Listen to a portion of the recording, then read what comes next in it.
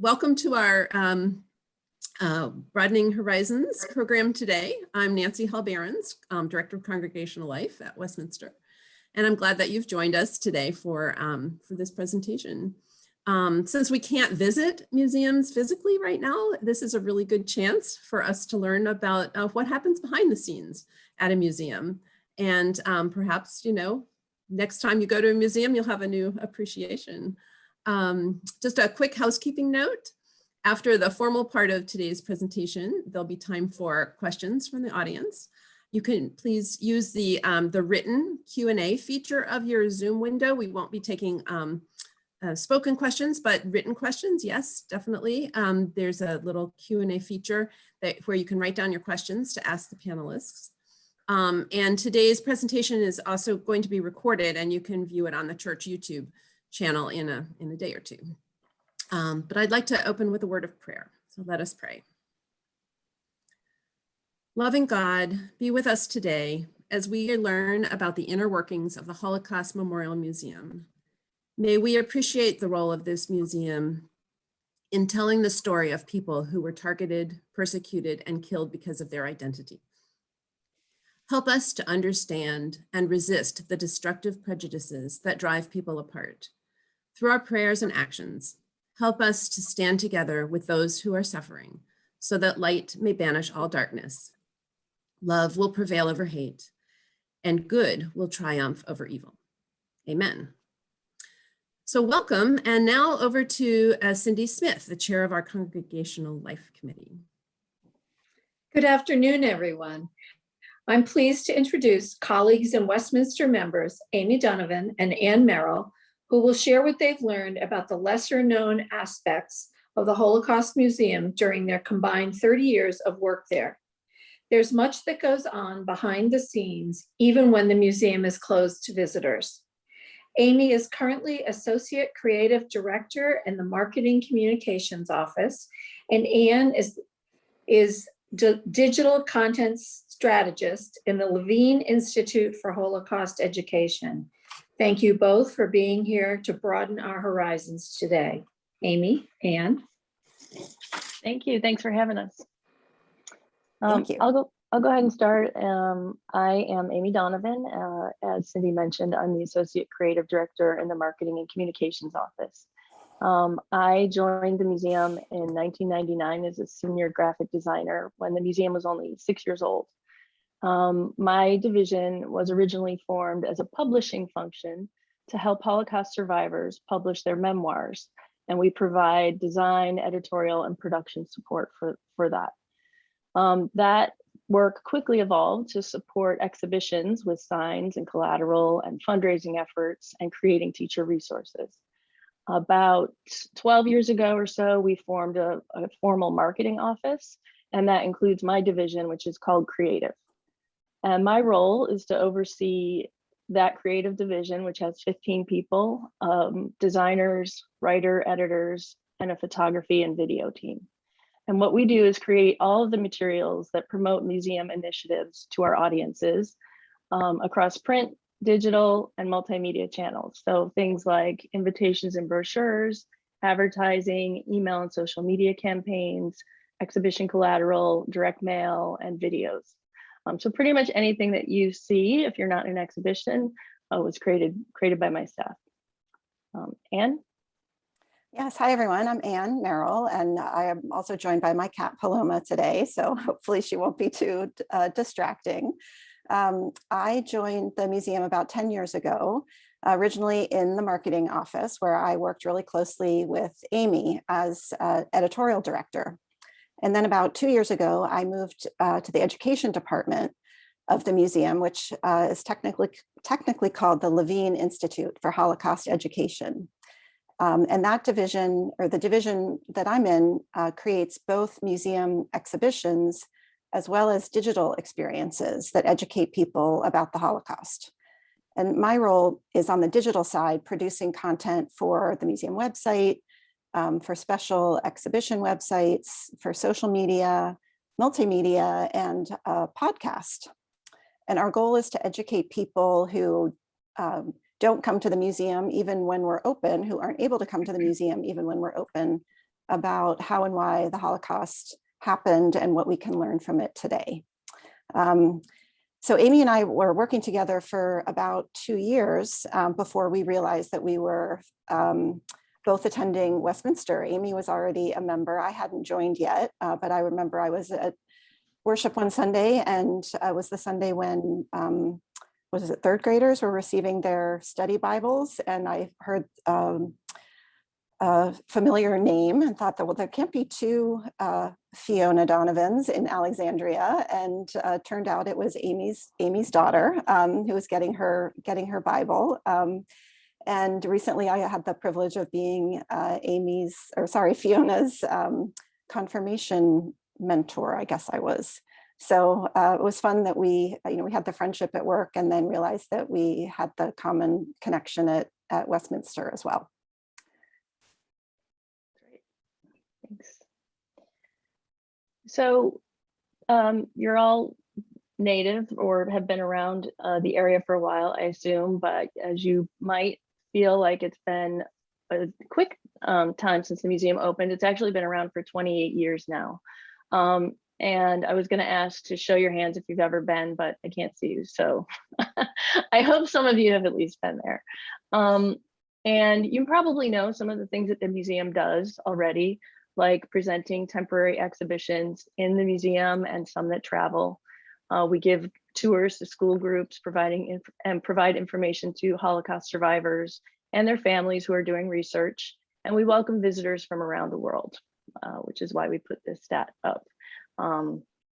It's, I think, a very surprising statistic that 90% of the folks that come to the museum are non-Jewish.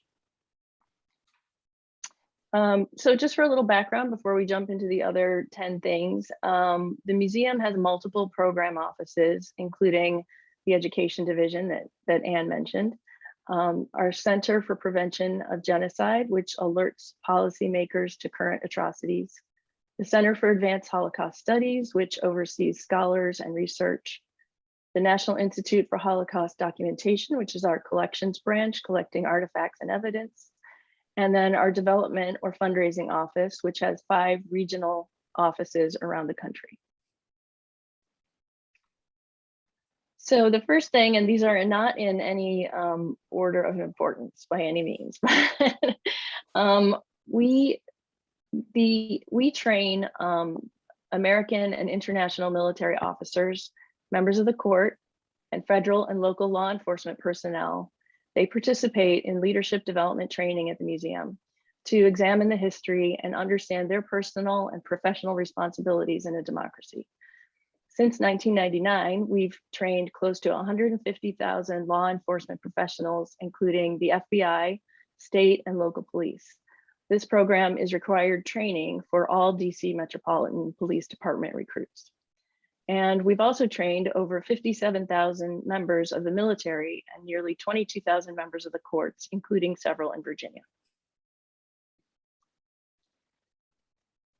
Number 2, to confront rising anti-Semitism and Holocaust denial worldwide, the museum equips teachers nationwide and around the world with resources on how to teach middle and high school students effectively about the Holocaust. Ensuring that learning why the Holocaust happened is a key educational component to strengthen critical thinking about citizens' roles in society.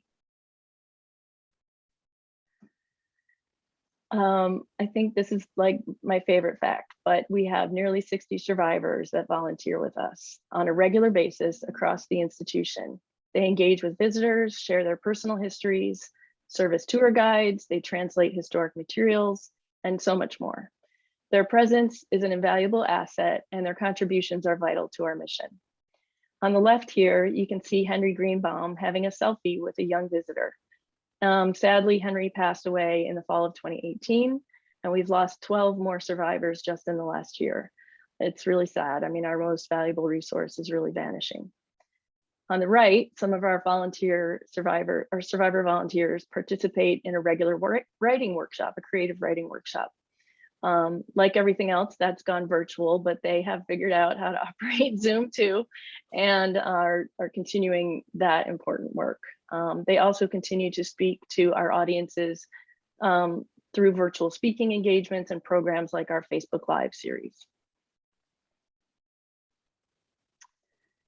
Our Bringing the Lessons Home program engages a new generation of young people every year.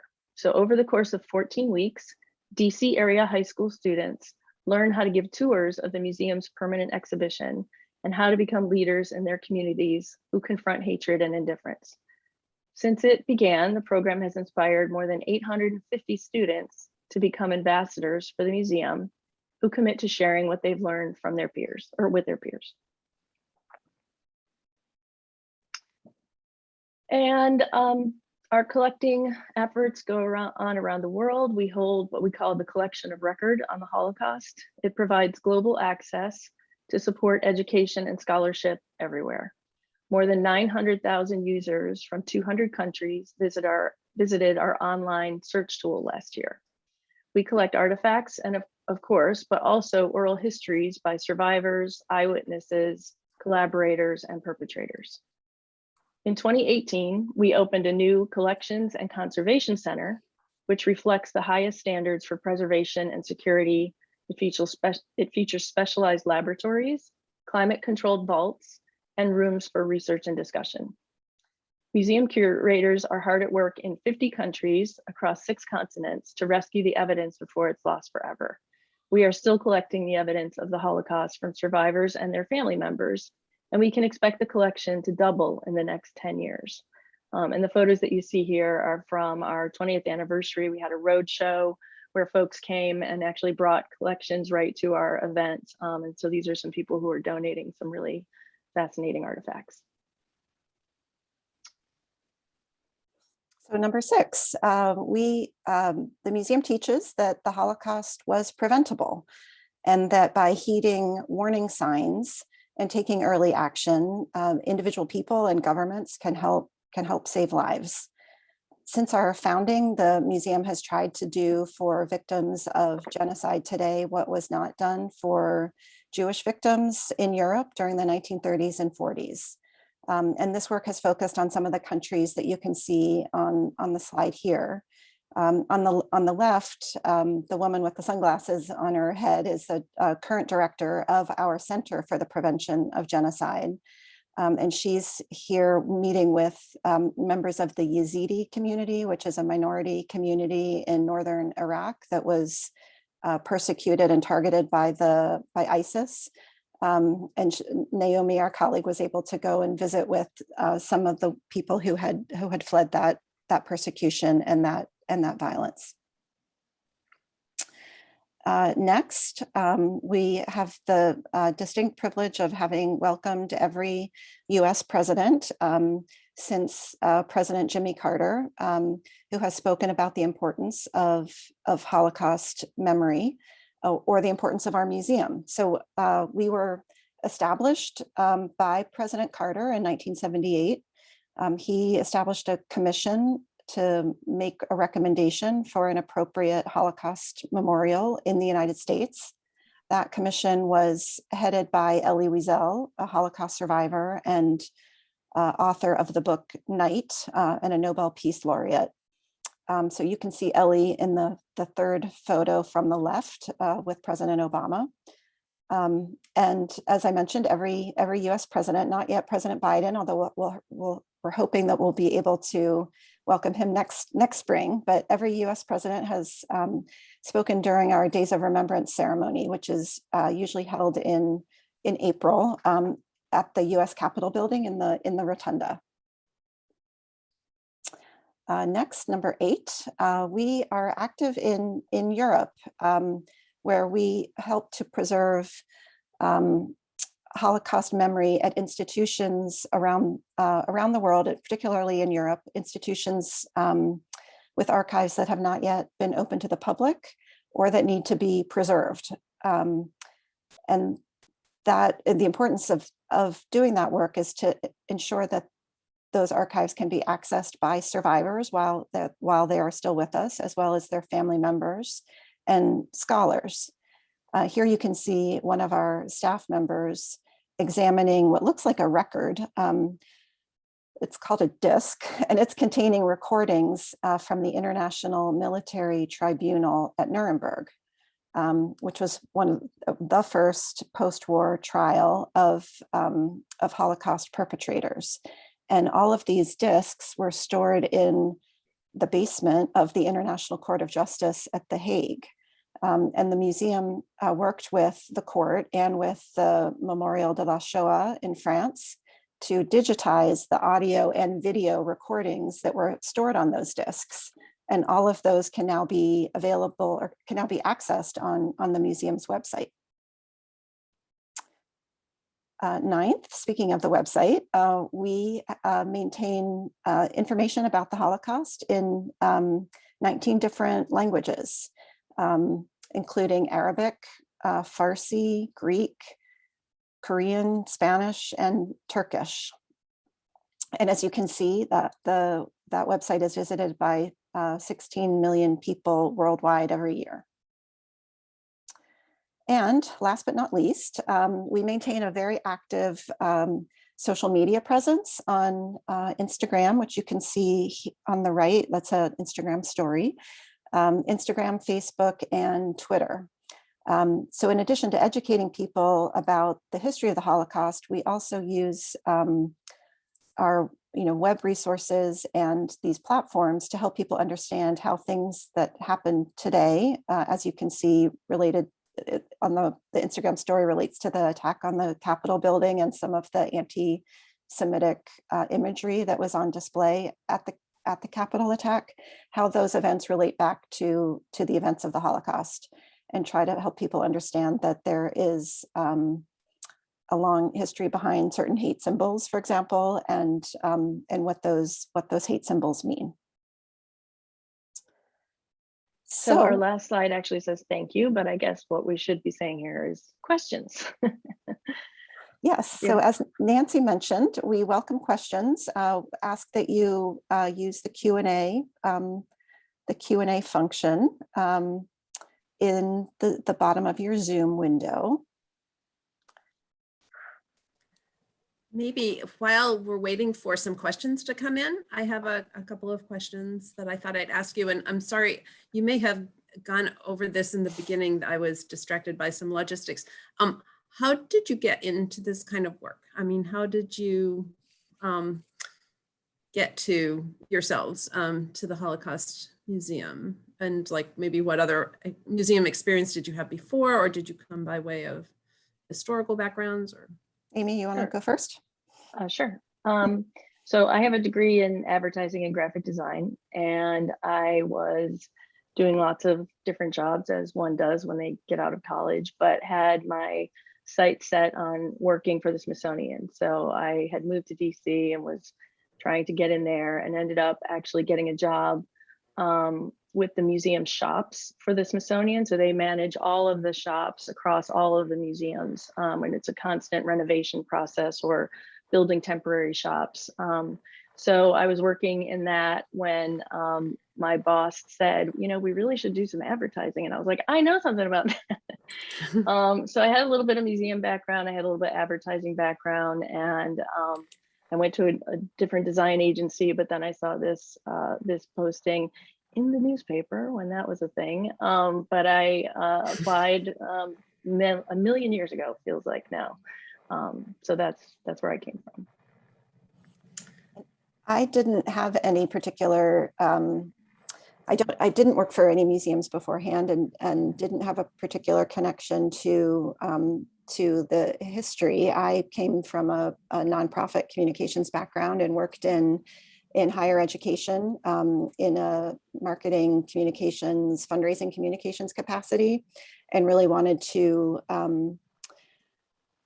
work for an organization that had a real strong mission, a mission-driven organization, and that was doing really important work. And I came across this opportunity at the Holocaust Museum, and was thrilled to be able to put my communication skills to work for an organization with such an important mission that's still really relevant today. So yeah, thank you for that question, Nancy. And it looks like a few questions have come in. Right. And Amy, do you want to stop the screen share so people can Sure. see you all better Yep. when you're answering? That's great. Yes, I do. Thanks. Yeah, and go for those questions. And Sure. then, Yeah, so I see we have a couple questions. So a question about history, which I will do my best to answer. I defer to Anne on any history questions. The question is, or this person's understanding is that Hitler got his idea of genocide from what the Ottoman Empire did to the Assyrians, the Pontic Greeks, and the Armenians. Is this represented in the museum? This person hasn't been to the museum yet because she just moved here during COVID. The answer is no, it's not represented in the museum. I know that the Armenian genocide was, it was discussed when the museum was being created, whether or not that should be included, and a very deliberate decision was made to focus exclusively on the genocide of Europe's Jews. There's another question about, do we have a connection with the Holocaust Museum in Richmond, and are there other Holocaust museums across the United States? We don't have, so yes, there are Holocaust museums throughout the United States. There's, I think the second largest after us is probably the one in Skokie, Illinois. There's also one in Houston that is just celebrating its 25th anniversary, I read recently. And all of the Holocaust museums are part of an association called the Association of Holocaust Organizations. They coordinate loosely, share educational resources. We send some artifacts and exhibitions to those other museums, but we don't collaborate more closely than that. I can take the next one, Anne, if you want to look up the number while I'm answering the rest of it. So the question is, what is the budget of the Holocaust Museum? How many people work there, and what are the major sources of funding? So Anne's going to look up the budget number right now. But there's I've said 400 employees for a very long time, but I feel like that's grown. I don't think we're at 500 yet, but it's in the 400s staff. And then we have a pretty big crew of volunteers that like the survivors, but also other folks that work in the museum on a volunteer basis. And the major sources of funding is we are part federal and part privately funded by donations. So it's sort of it's almost 50-50 mix of the federal versus privately funds. Did you get the Amy, we've taken it off the website. I'm sure there's a very good reason. Yeah, I'm sure there is. Would you want to respond to the next question? Sure. While I look up the annual report. I sure will. So we have a question that says, this must be someone we know. Says, when I tell people that our daughter works for the Holocaust Museum, they almost always remark, oh my, isn't that depressing? And how do you respond to that sentiment? And yes, for sure. We get that pretty much every time we say that's where we work, or apologies for not having visited before. You don't need to apologize for not visiting, it's okay. But it's never been depressing to work at the Holocaust Museum, and I've been there 21 years now, but it's really, really inspirational because for one reason, because we get to work with those Holocaust survivors and hear their stories, and also have the privilege of telling their stories through the work that we do. And to work with the folks that are in our Center for Prevention of Genocide, who are just doing amazing work around the world. It just really, as Anne was mentioning before, feels so good to work for a mission, because, in advertising and graphic design, many times you're selling something, you're selling a product that, is making somebody money. But this really feels like we're moving forward good work on a daily basis. There are projects that are certainly harder to process than others because of the historical content that we have to kind of absorb to learn about it. But again, to really know that you're educating people about it in the end is very, very satisfying. And to answer the question about the budget, I found the number. It's 125 million, which is always surprising to people.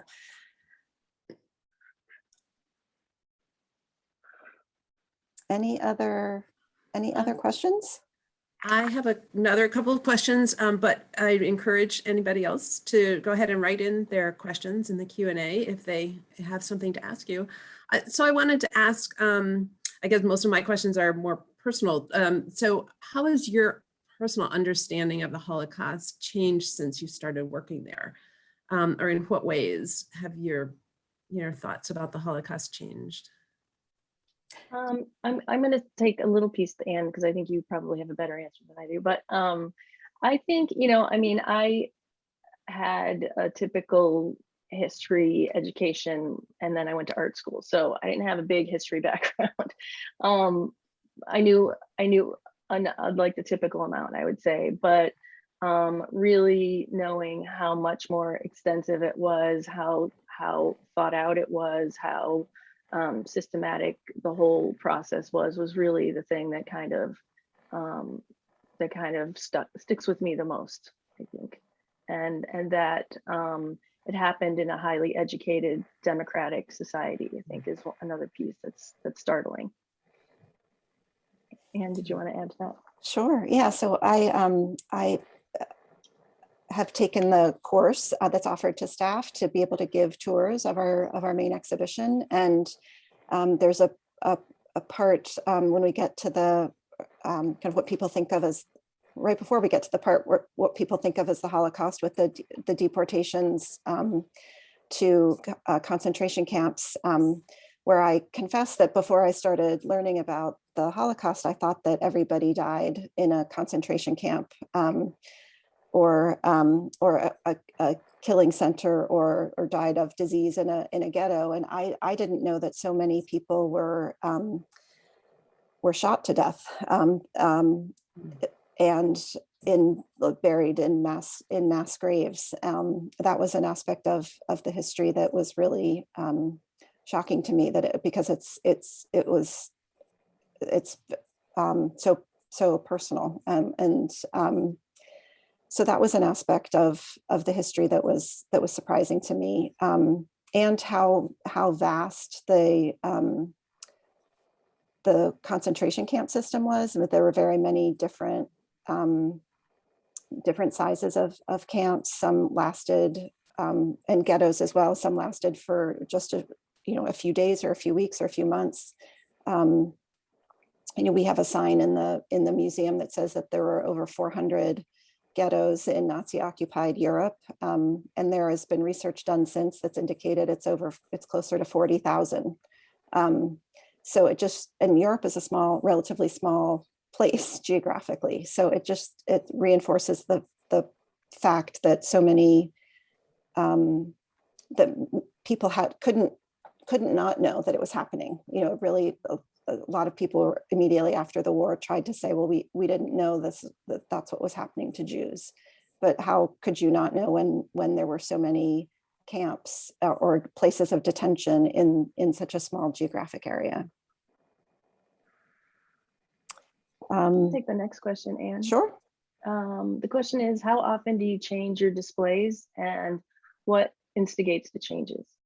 So our permanent exhibition, or the main exhibition, if you visit the museum, and that's called the Holocaust, right? It's the beginning to end story of the Holocaust. That stays, it's permanent. That's why we call it the permanent exhibition. But we do constantly rotate artifacts because some of them are on loan to us from other museums, or because they need to be preserved and protected from too much light. So artifacts are always changing in there, and we also update any panels or information as we get new scholarship and studies on that. We have about 2 or 3 pretty big spaces, exhibition spaces in the museum that rotate through on major topics. So our current temporary exhibition is called Americans in the Holocaust, and it's about America's role and what we knew. And kind of, it's very interesting because you'll really get a different perspective on what Americans knew about what was going on before really the Holocaust began. So that goes on, that's scheduled for 3 years, although it's been held up for a year. So I don't know how long it's going to go for now. We're just about to open a new exhibition on the Rohingya, which are a persecuted minority in Burma. And Those, I don't know, Anne, what's the timeline on the ones in the Wexner Center? Maybe a year or so? 18 months, yeah. Yeah. And what precipitates the change is really in those is, you know, the ongoing current events and what we feel we need to bring forward in the moment. The one like Americans in the Holocaust, those are much longer because it takes about 5 years for us to put an exhibition of that magnitude together and then build it and promote it. So there is also a question about whether whether we are planning to specifically address the anti-Semitic representation in the insurrection at the Capitol building on the 6th of January. I know I mentioned that earlier in response to, or in in the context of our what we put out on social media. And will we incorporate it into our training of police departments, et cetera? Do we have conversion stories we can utilize to move people? We aren't planning to address it any more specifically than we did in what we showed you earlier on our Instagram stories. As Amy mentioned earlier, we do get funding from Congress, and as a result, we are nonpartisan. And given the so therefore we have to be very, very careful when anything is considered at all politically motivated. I think we felt like we were on solid or safe ground, focusing on the very specific symbols that were used at the insurrection. But beyond that, in terms of the other things that may have motivated it, we don't feel that we're in a position to be able to comment on that. Amy, do you want to take the next one? About the question is, how do you handle the statement the Holocaust wasn't real, it was propaganda? A coworker that was German made this remark to me years ago and it upset me, and it still does. Yeah, I mean, that's a tough one. I think that's why we continue to build the collection of record and collect evidence from all over the world, and work with, we consider ourselves to be the leading authority on the Holocaust. And because of our high level of staff who are historians and educators, and we're not going to change everybody's mind, but we do our best to just put out the truth with the facts to back that up. Would you add something to that? Yeah, I would add that one of the things that we point out again when we give tours of the museum is a lot of the evidence that we have of the Holocaust was created by the perpetrators, the people who carried it out. So a lot of the photographs, a lot of the documents, the posters, the signs, all of those were created by the Nazis and their collaborators. I think that helps once you start to think about who took that photograph, or who would have been in a position to take that photograph. I think it also helps to counter that claim that it could be propaganda. And I think the other interesting aspect is that there's a very famous quote by Dwight Eisenhower that we have at the beginning of our permanent exhibition, where he was General Eisenhower at the time, and he commanded the American troops that liberated some of the concentration camps, and he insisted on bringing he insisted on the troops from nearby who didn't necessarily liberate the camps. He insisted on them coming to see them, and on bringing people from Congress over to Europe to see them, and journalists seeing them to document what they found. And he recognized then that if people didn't document, didn't see for themselves, and didn't take pictures, didn't write down what they had seen, that people would claim later that it was propaganda. It was so hard to believe what they were seeing. It was so unimaginable that kind of atrocity on that scale could be possible. So it's been a challenge since, even before the end of the war to counter that claim that it's propaganda and it's not fact. So it's not a new problem, certainly, and but it's very sad that it's an ongoing problem. I can take the next one, Anne, about Sure. the question is, does the museum collaborate with Yad Vashem in Jerusalem? And we do to some extent. Our collections are kind of open to each other. We have access to their photo archive, for example. We had a staff training for a while where some of our staff would go over there and do sort of an immersion program at Yad Vashem. I'm not sure, is there more than that I'm forgetting, Anne? No, I don't think so. That's about it, yeah. Yeah. But like other Holocaust museums around the world, we kind of are in contact with each other, like the Auschwitz Museum and other places like that. You want to take the next one? Sure. Is the growing realization of systemic racism in the US having any impact on our programming? I think the answer there is yes, in terms of our work with law enforcement. As Amy mentioned at the very start of our presentation, we train members of the FBI as well as state and local police officers, and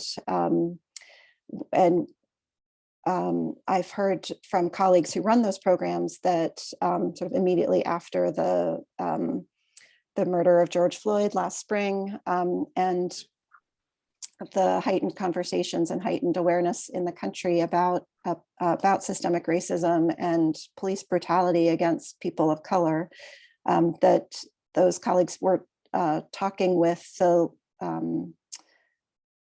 our partners at the Anti-Defamation League who run that program with us about how to reflect, how to incorporate a response to systemic racism in that programming, and really how to look at use of force by police, and when does that cross a line? I don't know of any concrete changes that they've made yet. I just know that the conversations are happening. And I see in the chat, actually, we have a question from Larry. What would you say is the most meaningful experience you have had there? The most significant event you've attended, the most significant exhibit, the most significant speaker? I'm assuming one of the above. Does something immediately come to mind for you, Amy? I think we participate and take our daughters and sons to work day every year. And most might think, really, is that where you want to take your kid for the day? But our staff really just does an amazing job putting together programming for the kids. And they do it in different age groups, depending on, what's age appropriate. But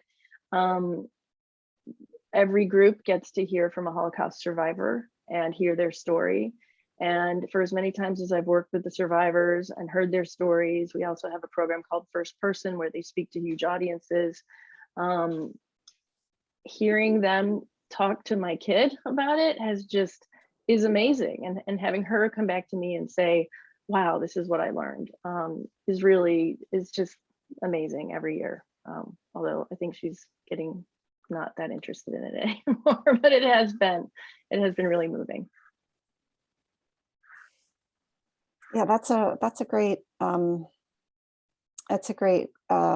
question, Larry. I think that for me, I feel very honored every time I get to give a tour of the museum, which, as I mentioned, staff have an opportunity to do a training, which is 12 weeks long or something like that, and we're supposed to commit to giving a tour twice a month, I think, and I'm a bit delinquent and usually only give one once a quarter, maybe if I'm lucky, when of course in the before times.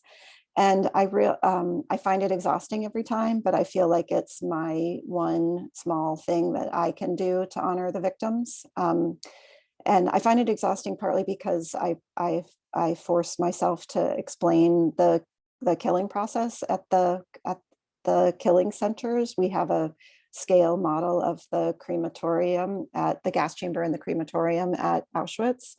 And I force myself to say those words of the very systematic, methodical process that was used to murder over 1 million people. And I feel like that, as I said earlier, it's one small thing that I can do, and I feel like it's an honor to be able to do that. I will say, though, the one time I got to hear Elie Wiesel talk, the photo that we included in the presentation when President Obama spoke at the museum, and I think Elie introduced him, I want to say. I think that was definitely a high point, hearing Elie Wiesel speak in person. I wanted to jump back in for a minute because so I have to say I've only visited half of the Holocaust Museum because I don't know if you still do this, but you suggest that they start at the top and move down. After 2 floors, I couldn't handle anymore. I had to, and I thought I have to leave now and I'll come back. Unfortunately, I haven't come back yet, but I'd like to, especially after this program. So I'm wondering whether, I mean, I asked how working at the museum has changed your understanding of the Holocaust. What about visitors? The effect on visitors or the impact on them, their understanding? Is there any way of tracking visitors' reactions to their experience of visiting the Holocaust Museum?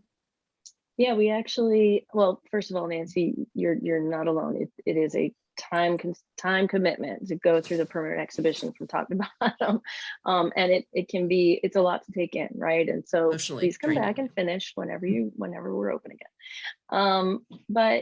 Yeah, our visitors, we actually have like a guest book that they can sign on their way out, and our visitor services staff collects those responses and shares them with the staff monthly. And it really is a very interesting insight into what our visitors are thinking or experiencing. And I think, common responses, I had no idea, and why didn't more countries do more? Why didn't the US do more? Some people, respond saying that they feel helpless. But I think some people find it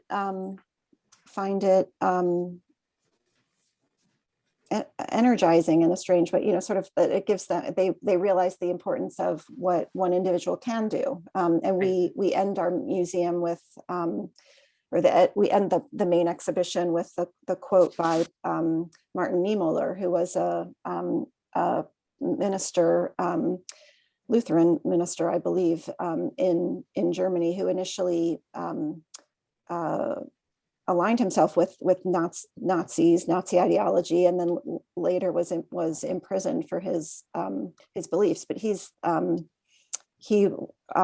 authored the quote you've probably heard about. First they came for the communists, and I didn't speak out because I was not a communist, and then they came for the socialists, and I didn't speak out because I was not a socialist. Then they came for the trade unionists, and I did not speak out because I was not a trade unionist. And then they came for me, and there was no one left to speak for me. And so I think that inspires people to realize that they do have the responsibility to speak up and to speak out. Yeah. I see an additional question here about, is it possible to categorize what kind of people are drawn to the museum, demographically, academically, et cetera? It's a cross section of American society. It really is. Those school groups that come usually on a normal spring are, from every state in the country, it really is a microcosm of the country. we get, yeah, I don't know. I mean, Amy, I don't know if you have a better way to answer that, but I agree with you. I mean, I think it's all over the map, which is really great actually, because we want to reach everybody who has different beliefs, and we don't want to just be preaching to the choir, right? We want to talk to everybody who's visiting DC and reach out to a broad audience. I was going to address the first part of the question about being nervous about visiting and being afraid of what you're going to see. I think another thing to consider is that the permanent exhibition is set up in a way, in a really smart way, where as you're walking through it, there are some privacy panels for the more graphic content, and so that you can choose to see it or not see it. And I think that's a really smart design choice, because that, like you said, if you're nervous about coming, you can opt out of some of that content. But I would encourage you to come, even if you don't go through the main exhibition, because, for example, the Americans in the Holocaust or some of our other temporary exhibitions are worth the time. I would say an hour for Americans in the Holocaust, and it gives you just a different perspective on the history as well. And I know. Oh, go ahead, Nancy. Well, I should have said I actually have been back to the museum for a couple of times, but didn't finish those last 2 floors of the main exhibit. So that I definitely want to come back to. But one time when Anne Marie was younger, we went through the children's section. So there is this children's section. Yeah. Oh, that's right. Yes. Quite well done. Yeah, and it was age appropriate for her at that time. And then later, when she was in high school and was taking German in high school, she wanted to go down to see an exhibit on propaganda posters, many of which were in German, or maybe most. And it was a really interesting exhibit. So I'm trying to think of when that was. That must have been at least 5 or 6 years ago. It was like 2009, I think, somewhere around there. Okay. Oh, okay. So it was really interesting, and that just kind of piqued her interest, I think, because she was just getting into the language. But I've also visited Dachau twice, and Struthof in France once, in Alsace, which most people don't know that there was actually an extermination camp in France. And so that was, my parents and I visited that back in the 70s and or 80s. And Dachau was quite an interesting experience, and to visit.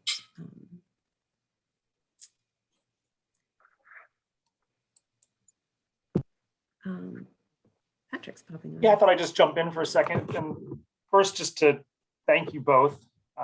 You having to present not only your field within the museum, but you're presenting the whole story, and you're doing a fantastic job. It's as though you're the president of the whole institution. Oh no, definitely not. And thank you, Cindy and Nancy and Congregational Life for hosting this as always in such a great way. What strikes me is about you have, when you say the word museum, there's an image that comes to mind, right? It's quiet. It's not stodgy, but it's trying to preserve, right? But you all are actually, there's an urgency to what you all are doing, partly because as you said, there's this generation of survivors that you're eager to hear their story and let them be with, visitors, and just this vital resource that is not going to be there at some point. And then your other mission is not to preserve, but to actually combat future or present examples of genocide, of killing, of other kinds of hatred. It makes me think of the church and what, but there's maybe an image of what people have in mind when you say the word church, and yet we have an urgency too. And so I just I'm not going to pretend I have a question and all that. It's just more to commend you, because you're exhibiting and living out faith in being the body of Christ in the world in a very special and unique way that has a real urgency to it. And people are afraid to see what hurts or what makes them feel bad, so you have to go against, it's always a kind of going against the flow. There's a prophetic angle to it. So it's just really striking. And I look forward to going back. The exhibit of the shoes, that's the one that everybody talks about. If you haven't been to the Holocaust Museum, where you see the pile of shoes And the smell that And the lingers smell. with you, the smell from the leather of the shoes. Yeah. Yeah, Yeah. yeah. And speaking, do you- Patrick, about the contemporary, the urgency of genocide that's happening today. Amy mentioned earlier that we have a new exhibition that will open when the museum opens about the Rohingya population, the Muslim minority in Myanmar, or also known as Burma. And they are still very much at risk today. I know that Myanmar has been in the headlines a lot lately because of the military coup. But the military leader who is in charge was also the one who perpetrated this genocide. The museum and the US State Department have declared a genocide against this minority population in that country. And our exhibition looks at that and really tries to give a voice to people who are from that community who were persecuted. So I encourage you when the museum is open and it's safe to do so to check out that exhibit. It's really, I had the privilege of working on an online version of it. I was just going to plug that, Anne. Yeah, we can put the URL in the chat, but it's a really the in museum version is really powerful because you hear audio of the voices of the Rohingya and some of their stories. So it's really well done, I think.